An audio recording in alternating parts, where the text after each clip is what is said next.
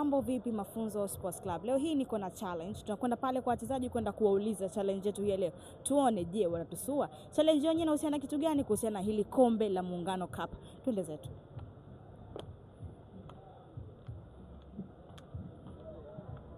Komborama, mambo poa vipi? Nzima. Swali. Fresh? Kama kaa. Barida? Fresh kabisa. Game ya leo unaiona hapa? Game nipo live hapa. Okay, niko na challenge yangu moja. Nataka uniambie hili ambalo mashindano hapa ni kombe la Muungano. Nataka uniambie Tanganyika na Zanzibar iliungana mwaka gani? Sasa mbona unacheka? Umeshtukiza. Ngoja nikajipange.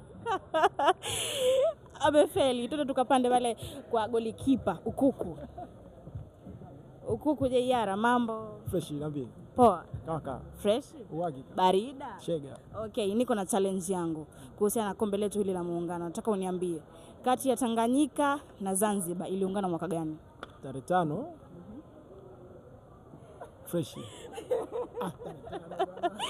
Amenambia tu tarehe lakini mwaka hajaniambia. Naye amekosa. Nataka na mwaka. 1960 na poa, tutamalizia. Amefeli. Sasa hivi naomba tuzo tu kwa dereva wetu. Dereva wetu pendwa, Manyau, mambo. Poa. Mzima. Fresh. Za harakati. Alhamdulillah. Fresh sana eh? Okay, nataka nikuulize swali langu moja. Uniambie Tanganyika na Zanzibar iliungana mwaka gani? Hapo kidogo pazito. Na wewe umeshindwa.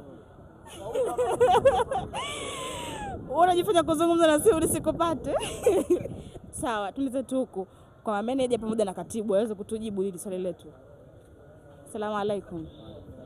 Niko na challenge yangu. Nyote hapa vizuri mko wawili. Nataka mnijibie Tanganyika na Zanzibar iliungana mwaka gani? 1964. 1964. Mimi sijui kama amepatia ama ni uongo. Tunaweza tu kwa katibu tujue. Tanganyika na Zanzibar. Ndio Wao upi? 1964.